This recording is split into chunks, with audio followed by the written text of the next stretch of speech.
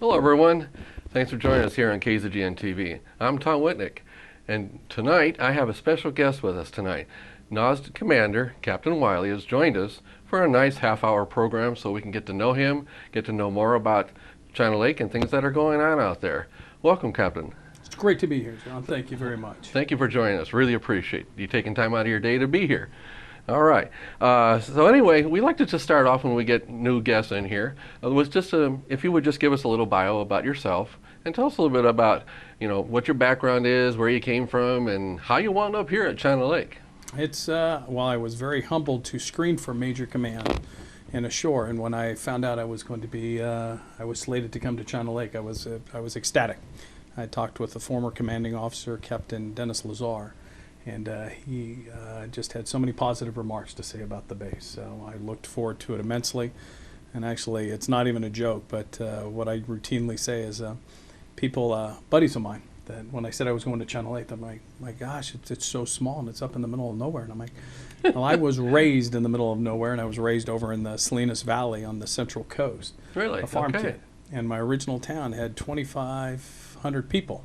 So when I got to China Lake, and it varies between 26 and 30,000 people, I was coming to a metropolis. I was raised in a small town in the middle of nowhere as a farm kid. So those were my beginnings, and go over a couple of coasts, and if you go north of Paso Robles by about an hour, where most people tend to get a kind of bored with seeing the grapes and the cattle and the beautiful scenery, that is Steinbeck country, well, that's where I was raised. So if you're ever driving up 101, you're wondering who in the heck was ever from King City, California. Well, that's where I went to high school. And King City right now is about 5,000 to 10,000 people. So very good. I was overjoyed to be here. Okay, and so how did you wind up going in the Navy? I am a graduate of Berkeley, and I worked in the financial industry for a couple of years out of that.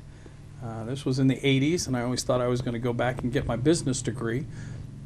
And right when I was waitlisted at one of the schools I was applying to, the Navy, and I had been applying to the Navy. I was always interested in the Navy, and either going SEALs or going aviation, and landing on top of aircraft carriers seemed to, it lit a fire in me. So when the Navy asked me to come and fly for them, I always thought I can always go back to business school, but I can't always fly jets for the Navy. I've never regretted that decision. So I've been doing it since 1989. 1989? Yep. Well, you got some years behind you then. I do, as you can tell from the gray hair. I have a lot. Me too. Maybe that's after 9 deployments on a lot of carriers, but it's been a wonderful experience. So what kind of aircraft have you flown? I started out by flying the A6 Intruder up in Whidbey Island, Washington. I flew T-45s both in Meridian, Mississippi and Kingsville, Texas. I flew the E-2C Hawkeye. It's the one with the radar dish on the top. My command was in the C-2 COD. All are carrier based, and right now I have the sheer enjoyment of being able to fly the F-18 Rhino. So that's been a very nice experience. All right. So when did you come here to China Lake? I got to China Lake. I assumed command in February of 2014. So I've been here a little over a year and a half.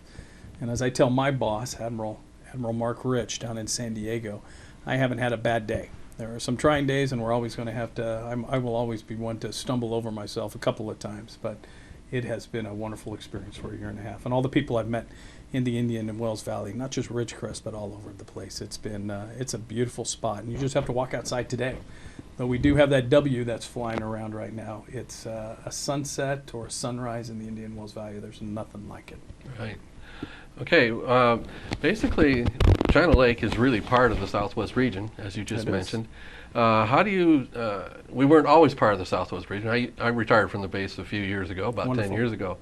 And we weren't part of I think that's about when we were becoming part of the Southwest region. Okay. How do you see our relationship with the Southwest region? It's fantastic. There's 8 bases that comprise the Commander Naval Region Southwest, and that is Admiral Rich, my boss who works out of San Diego.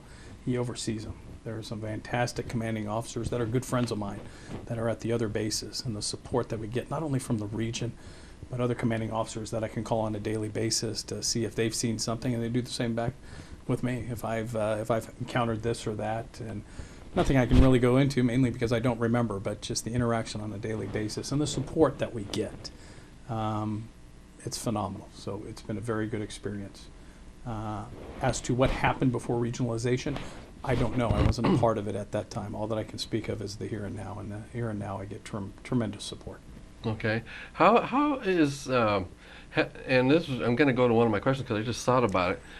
With our world situation we have with the terrorist threats and everything, Yep. has there been any emphasis on that in changes or anything in the way we operate here? Anything Nothing like as far as changes. The things that go on daily, and my number one priority at the base is the safety and security of everybody who works, trains, Absolutely. lives, and goes to school on the base. It will always be at the forefront of what I do on a daily basis. Today I've had 2 or 3 conversations with my security officer, Lee McDowell, on just that, on how to improve things around the base. Unfortunately, for those in the community, and I do have to, I get a lot of suggestions on a daily basis, but one of the more recent ones were changes at Richmond Gate. That has always been open on Flex Fridays, as well as all time, from 5 o'clock in the morning until 6 o'clock at night. However, with the officers out in the elements and with the amount of traffic throughput that gate at that time, we didn't need to have that. It didn't show the need to have that gate open at all times. Okay. I could, for every hour that I close that gate, I reserve 4 hours of officers elsewhere for security measures, for training, for other things that we need to do to accomplish on a daily basis. The reason I mention that is in response to your question, terrorism and other things. We don't see it. That doesn't mean we're not proactive about it, taking measures to make sure that that base is as fortified and defensible on a daily basis as possible.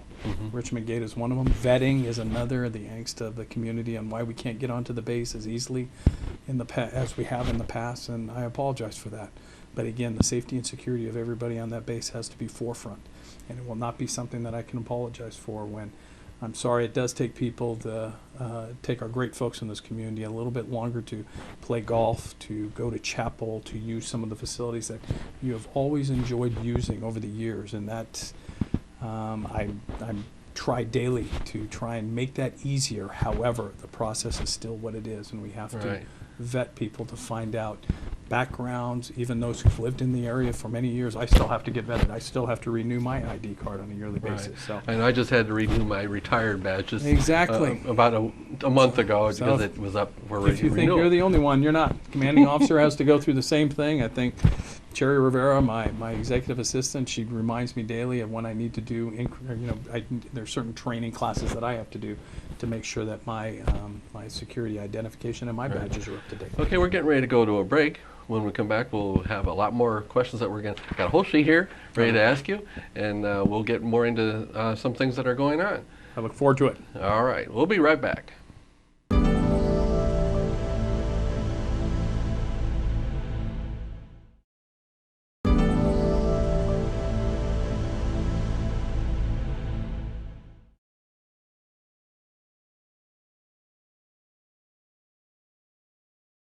Welcome back, everybody. Thank you for staying with us with my interview with Captain Wiley from the Naval Air Warfare Station at China Lake. It's a tongue twister for me to say. It's a Naval Air Weapons Station, it is. And it trips me up from time to time, so you're not the only one. Okay. Anyway, now I'd like to ask you some questions that are more specific that I wrote down here. I've heard that there's been some construction going on at the airfield. And what have we been doing out there for improvements? Our primary runway, which is the runway that goes east-west, it's been desperately in need of repair. So it's a 1940s, 50s runway that was showing some cracking to the asphalt. And you talk about support from the region and from Commander of Naval Installations Command back in Washington, D.C., they've enabled us to start on the construction of that runway, the demolition and construction of that runway. That will be ongoing and is hoping to be complete by next March. So that's modernizing our runways. In addition to, and I'll name it 1432, which is the runway that points right at the town. Unfortunately, any increased noise that you hear from jets over the town is a result of the construction we're doing on that east-west runway. So our primary runway is now the one that leads into town, and that one was done a couple of years ago with an asphalt overlay. But we're looking at doing another one of our runways. We have a triangular pattern to our runways at the base. 826 is our shorter runway, and we're looking to start demolition and construction on that runway, all to bring them up to a modernized level, and they're going to be done in concrete. Full-length, full-depth repair is what we call it. Wow. So it'll bring those runways up to a better state. Right. Yeah, there's always a story that I like to tell. I haven't had a chance to tell you, but a few years ago when that gas station was at the Triangle when it was open. I was up there getting gas one time, and the winds were causing the aircraft to come down Indian Current Road and do a loop around and land on the east-west runway. And it was really funny. I was pumping gas, and there was a car over there with a husband and a wife, and there was planes flying over. And I don't have any problem with the noise of the aircraft. Not a problem at all. Anyway, one would fly over, and he was talking to his wife, and then he had to stop and talk. Then the plane would go over. Then he'd start talking again, and here came another one. And he'd stop again. And finally, after that one cleared, he started complaining about it. He goes, "I can't talk to you with all this noise going on. It's just driving me crazy." And I'm standing there thinking, oh, yeah? So another one flew over. So then he started complaining again, and I looked over at him and said, "Isn't the sound of freedom wonderful?" And he just looked at me, and I says, "Those are guys that are serving for us to protect this country.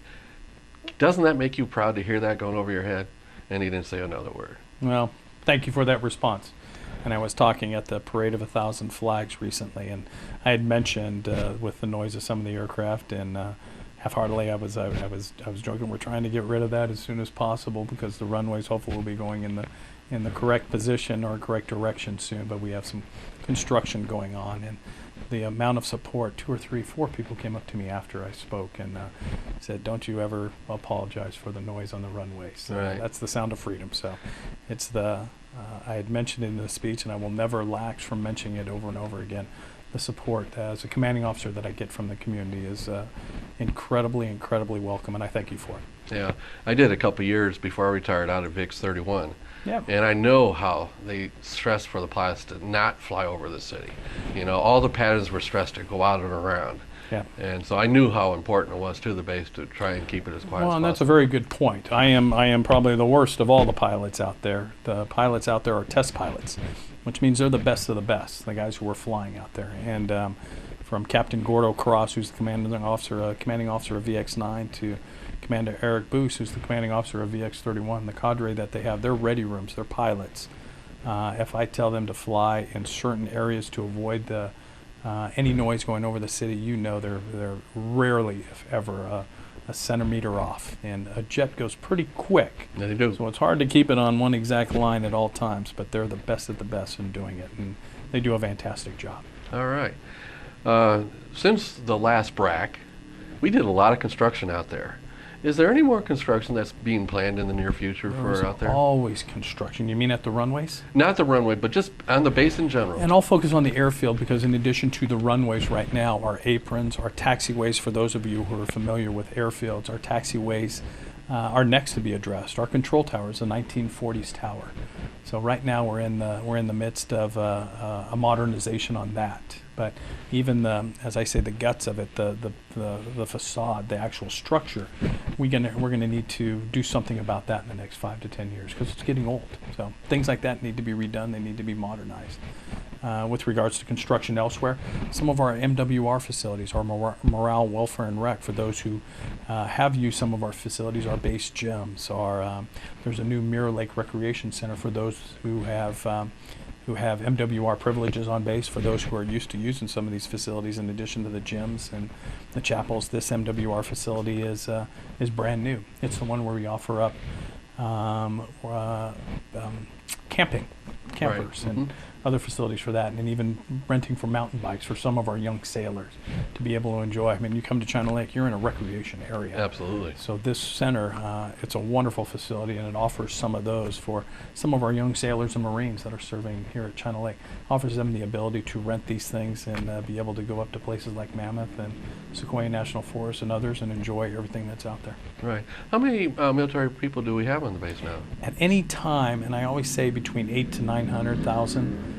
That'll go up and down based off the testing or who's visiting the base at any one time. But usually, I think it's consistently between 800 to 900 will be on the base at any one time. Does that include the Marine detachment too? That includes everybody. Okay. So that's I think that's bigger numbers than I was used to hearing. I think it's probably a little smaller because the Marine Detachment has downsized a little bit as they've moved some of their capabilities to other bases, and it's nothing unusual. That will ebb and flow as time goes on. But we've seen an outflow of about 30 to 40 Marines recently. Oh, okay. So that's gotten a little smaller there. But on the military side, there's more CBs. We have more EOD personnel because we have a major training facility up in the northeast side in Darwin, Wash, Right. for EOD personnel before they deploy. Mm-hmm. So that's where I say the numbers can go anywhere from 800 to 1,000 at any one time. Okay. Well, that's still a pretty good contingent of military people. It here. is. But remember, 80% of the people that work and train on China Lake at any one time, 80% are civilian. So Right. that's the nature of tests. That's the nature of China Lake and the wonderful, intelligent people that man the Naval Air Warfare Center and the great work they're doing. Right. Okay. Well, we're getting close to another break, and I've hardly even gotten into my questions here yet. But when we come back from the break, I'd like to ask you some more on, not on construction, but things that you see coming. If you got any information that may be things of interest to the community that may be coming up in the near future. I know when I was out there, I moved around quite a bit, but I spent most of my time in the range department. And it was always great having the pilots out there and flying around. And I spent Echo Range and on the main base, and it was just a lot of fun. Yeah. Anyway, we're getting ready to go to another break, so we'll be right back after this.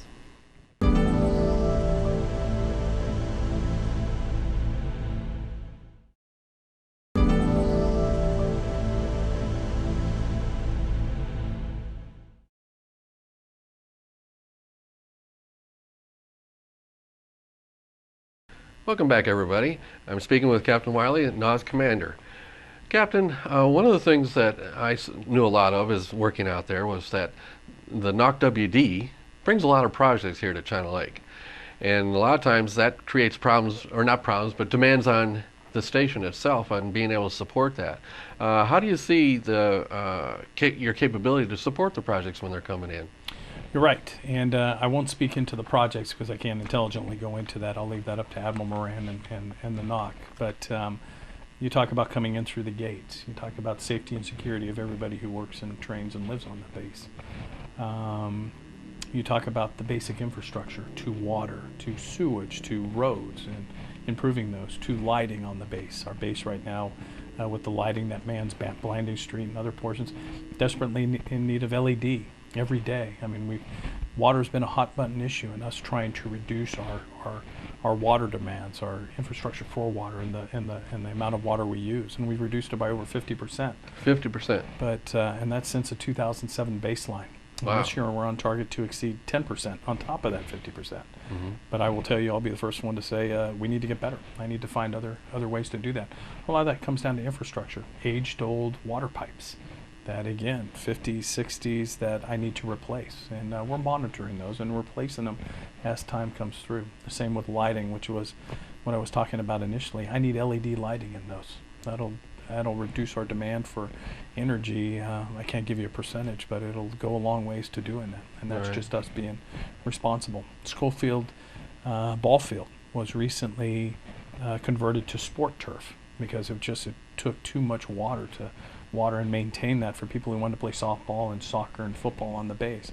So we converted that to sport turf. But you have the lighting, the light posts that are used to light that facility. Mm-hmm. Those use almost as much energy, I am told, as Petco Park, a brand new baseball park. It just goes into modern technology that goes into some of the lighting that we need for the base every day for, to support some of the activities that are going on. That's what we need to do to get better. And when you talk about in support of the NOC personnel and other personnel who work and live on the base, those are things as the base commander that I need to do to get better. And we're pursuing projects like that on a daily basis. And as always with everything, there's $10 worth of repairs and $1 worth to spend, but through Right. support and through planning ahead. So if you need it done in the next week, that's going to be hard. But as I will tell the staff, and they're wonderful at doing it, we're going to be active. We're either going to be proactive or reactive, and the sooner we can get on the proactive side and plan some of these out in the next 2 to 3 years, we'll accomplish them on a time frame that's both organized and efficient. And that's what we're looking to do now. Well, like you said, the water is a big issue in this valley, and it sounds like the Navy's really making a strong attempt at doing that. Reducing that demand on the groundwater that we do have here. I know the golf course uses the effluent from the sewer ponds, right? It does, and we're programming that. We're looking at our golf course right now. Again, a wonderful treasure for China Lake, and the number of people that use it. A lot of that we're trying to make into a high desert golf course, and that's not target golf per se, but and for those of you golfers out there that use the facility every day, we spent a lot of money into reseeding, upgrading some of the water, digging out some of the sprinklers out there, and also looking at some of our par 3s, par 5s. Do I need to maintain those initial yardages, or can I cap off the water there, cap off the maintenance, but where you start the fairway, you started in earnest, and you have green grass that will receive your ball. So we're looking at ways like that. I can't give you a percentage of how much that reduces the water, but you're right. It is reclaimed water that we use for that golf course, and it's a wonderful benefit that we have. Right. And now to change subject a little bit, but we all have been reading about the schools being changed and having the junior high school or the middle school being moved over by boroughs. Yep. And what kind of impact is that making for you as far as the base commander and in planning? Are you helping in that effort, or? Oh, we are helping with it, and with Murray Middle School it's old. I mean, they're desperate need of a new facility. So there's some luxuries that you get by being able to attend school on a Navy base. Again, I mentioned the security and the safety that comes with it. But there's also some heartache that comes with it, which is, if for some reason I have to restrict access on the base for whatever reason, that hampers the school. Nothing that we do is, and we've been talking with Mr. Bell, who's the superintendent for Sierra Sands, but restricting the gate access through Richmond Gate based off the flow. We don't do that without socializing that, communicating through Sierra Sands to make sure that they aren't affected. But with that comes in a conversation in the future, if I need to restrict access, might be a play that's going on base or some other activity. It's harder to get people onto base. By being able to move the school to a newer facility in proximity to the high school, which is what it's going to be, that's wonderful. Again, it's going to be on federal land, but we've relocated the gates or the fence lines in that would permit that to be outside. In close proximity to the high school. I mean, there's mutual support from both those educational sources. Right. And any way that the base can help champion that move to get them the modern facility they need, we're going to be a part.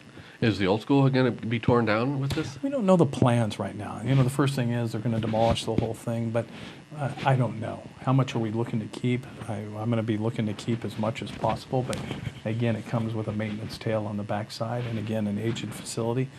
Can I keep any of it, or would we be better served to demolish it and replace it with something else? I don't have that answer for you. Okay.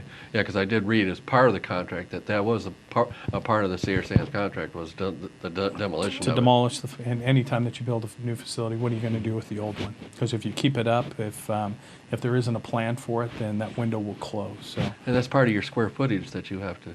That's something on the backside. We could spend this whole half hour going into square footage of buildings on base and how that relates to being able to build other buildings, and does that reduce our opportunity for new construction. We will not jeopardize that in any way. So we will make sure that we treat it with the manner. If it needs to be demolished, we'll demolish it. But right now we're pursuing all avenues. Okay, that sounds good.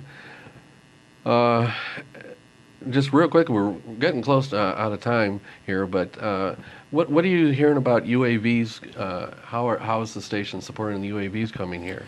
Again, that's more a conversation for with the Warfare Center. But with it, I will say in the last year to 2 years that UAV operations as a whole are now outnumbering manned flight operations out of off the airfield. Wow. It sounds like something big. That's the normal flow for most bases where UAV operation, especially for a test base like this with the number of operations that are going on out there. Okay. But it hasn't caused you any kind of problem as far as supporting Not at all. It brings about other concerns. You never want UAV traffic in the same proximity as manned traffic. So it just comes with when they're doing testing out there is allocating airspace to allow that not to happen. But again, for managing that, the Warfare Center is doing a fantastic job. Okay, we're just about ready for a break. Or the final break. Anyway, I want to thank you, Captain, for joining us today. I really appreciate you taking time out of the day to come talk to KZGN-TV, and we'll be showing this in the near future. I'll let you know when it's going to be on, so if you want to tune in, you can do so. And that's about it. Thank you very much. I appreciate you coming. Thank you. Thank you, everybody.